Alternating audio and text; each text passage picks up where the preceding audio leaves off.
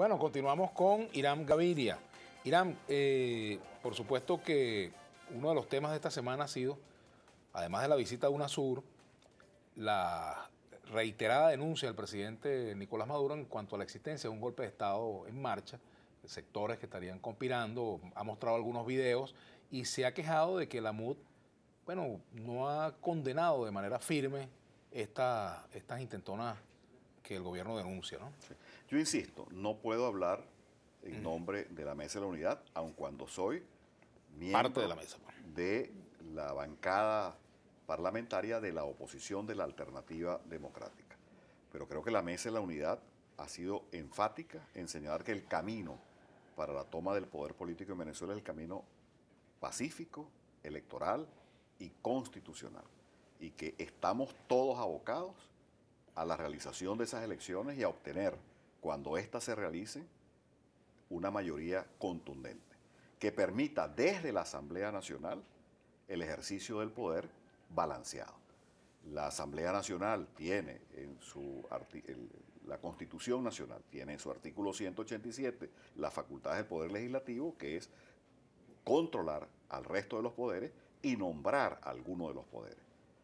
Tribunal Supremo de Justicia, Consejo Nacional Electoral, Procuraduría, etc. Una Asamblea Nacional que debata los problemas del país, que sea expresión de la angustia y la esperanza de los venezolanos, es lo que requerimos, no es lo que tenemos hoy en día. En consecuencia, reitero el planteamiento de la Mesa de la Unidad y de la Alternativa Democrática de que la vía es la vía electoral. Sobre las eventualidades de golpes de Estado, hasta ahora lo que se ha señalado como prueba es muy débil, de forma tal que uno pudiera pensar que estamos en presencia más de una operación de distracción de los verdaderos problemas de Venezuela: inseguridad, escasez, alto costo de la vida, deterioro de los servicios públicos, para que el país voltee su mirada a este tema político. Podemos estar hablando de golpes de Estado, pero el día a día es que las colas se mantienen, aumentan, los precios suben, la inseguridad campea y también la impunidad, los servicios públicos no funcionan, y eso es lo que a los venezolanos les interesa. Hablar sobre esos temas y sobre todo desde el ángulo de la solución de esos problemas.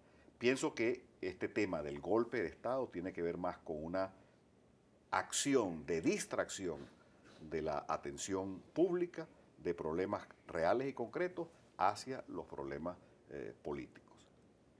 ¿Tú le restas veracidad a estos videos y esta...? No he visto, Venezuela no ha visto pruebas contundentes Sin embargo, en estos días en CNN transmitieron la declaración de un capitán de apellido Figueroa reconociendo que efectivamente se habían grabado esos videos, ¿no? Bueno, pero la magnitud de lo que el presidente de la República ha señalado, de actos de magnicidio, de acciones que tienen que ver con violencia y pérdidas de vidas humanas, hasta ahora las pruebas no son contundentes en ese señalamiento, a mi juicio y a juicio de muchos venezolanos. Antonio Pinto dice aquí, señor Gaviria, si yo fuera gobierno, usted y todos los suyos de Un Nuevo Tiempo estarían presos como López por golpista.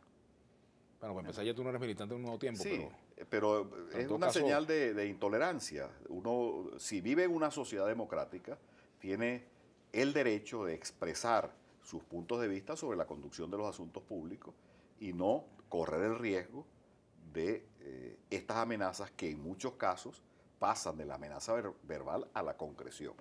Allí está el caso de Antonio Ledesma. Nicolás Maduro fue electo y es reconocido presidente de la República, pero Antonio Ledesma fue electo, y cuando fue electo Vladimir, en su primera ocasión, pues se le quitaron recursos, se le nombró a una señora como alterno, y ahora hay esta acción que ha sido condenada dentro y fuera del país. Hasta el Papa se ha referido a la situación de intolerancia que hay en Venezuela, que ha costado vidas humanas, cárceles, y este ambiente de descalificación y de intolerancia es un ambiente que nosotros no podemos aceptar, que no podemos permitir. Luis Blanco dice, Irán, alerta, Maduro dijo que las elecciones iban, él anuncia lo que no va. Aquí dice Miguel Peña, que tú unos días estás en la MUD y luego te cambia el peso. Fíjate lo que son Sí, en un país polarizado, en esta confrontación, se corre el riesgo de que una posición, digamos, comprensiva, para llamarlo así, que busque el diálogo y la inclusión, que tarde o temprano será el camino que adoptemos los venezolanos, pueda ser considerada como una claudicación o una traición.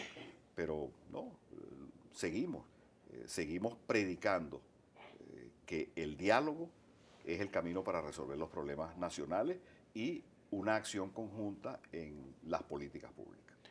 Rafael Bracho Marcano, ¿cree usted que este gobierno es incompetente para resolver esta crisis económica?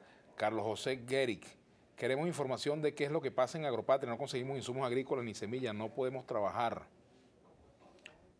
Bueno, el gobierno, si a los resultados nos remitimos, las políticas económicas que se han anunciado para combatir la inflación, la escasez, frenar el alza del dólar, han fracasado. Ahí están los resultados. Se referían al tema del dólar CIMADI. El gobierno lo anunció como un mecanismo para pulverizar el dólar paralelo. Y anunció un mecanismo que iba a ser libre y transparente. No ha sido ni libre ni transparente y allí está el dólar paralelo montado. ¿Por qué? Por un elemento que es intangible, pero que domina mucho, que se llama confianza. Si no hay confianza en la acción del gobierno, pues tú puedes anunciar una medida y los resultados no son los que tú buscas. Y en el caso de la pregunta sobre Agropatria, ciertamente lo hemos dicho en muchas ocasiones, fue un error, entre otros, pero fue un error muy grave, haber confiscado, haber expropiado, no, haber confiscado Agropatria y sustituirlo, Agroisleña y sustituirlo por Agropatria, porque Agropatria tiene estos problemas, que no abastece las necesidades de los agricultores venezolanos. Aquí dice Nenly Molina, lo hizo, léelo, es contigo, Vladimir, el país está cayendo a pedazos y el presidente no hace nada por él. ¿Qué piensa el diputado de todos los invernaderos que se ven desde la autopista regional del centro que no están produciendo? ¿Dónde está el dinero? Dice Gabriel Camacho. Si uno va de Caracas a Valencia, en el kilómetro 71 están los monumentos, no solo de la desidia, sino del despilfarro y la corrupción. Eso se anunció como una panacea para el aumento de la producción de tomates, pimentones y hortalizas y nunca funcionó. Nunca funcionó. ¿Cuántos millones de dólares, de bolívares, están enterrados allí que han podido, primero, bien canalizados, tener un proyecto productivo? Y si no, reactivar efectivamente el hospital de las Tejerías, mejorar el Hospital Benítez de la Victoria, el Hospital Central de Maracay. Cito eso porque soy diputado de Aragua y porque además esos invernaderos están en mi estado. ¿Qué opinas de lo que dijo la fiscal general de la República en el sentido de que el exalcalde de Chacao, Leopoldo López, no puede ser candidato a la Asamblea Nacional porque está inhabilitado? Contra él hay un proceso que más que legal es un proceso político. Y esa declaración de la fiscal lo comprueba, pues. Contra Leopoldo, contra Antonio Ledesma, contra María Corina, contra muchos venezolanos que disienten del gobierno, la justicia y la legalidad es el instrumento, no es la esencia. La esencia es la persecución política. Aquí dice Jesús Hidalgo, pregunta para los dos, ¿qué los alejó del chavismo y qué los acercó a la oposición?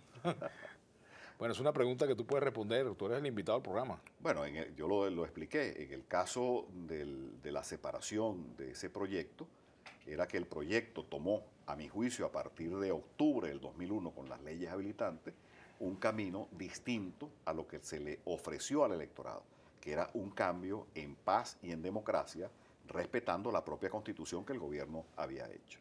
Y yo digo que fue muy, pero muy patético la situación del sector agrícola, habiendo sido yo, como lo soy, dirigente del sector, productor agropecuario, conocedor de esa realidad, pero además la persona que acompañó al candidato Chávez por muchos pueblos del país pidiéndole a los agricultores los votos, esa ley de tierras y las políticas que se derivaron después de esas leyes hacia el sector agrícola, que a mi juicio eran equivocadas, y a las pruebas me remito por sus resultados, hicieron que, con el respeto del caso, a pesar de la alta popularidad que tenía el presidente, era mucho más importante el país y el prestigio que uno de alguna manera se ha ganado en el sector de la producción agrícola, que la permanencia en un gobierno que a mi juicio había defraudado la voluntad popular. Muchas gracias, Irán Gaviria. Gracias por habernos acompañado. Bueno, en lo que a mí respecta, opiniones sobre por qué salió el gobierno, bueno, he hablado muchísimo ya de eso. Cuando Fraso me entreviste ahí en Parafraseando, podemos hablar de ese tema, porque yo de eso prefiero no hablar aquí en mi espacio. Bueno, entonces lo dejamos ahora en compañía de Brújula Internacional. Gracias, Irán Gaviria, por habernos acompañado y también a Fraso. Será hasta mañana.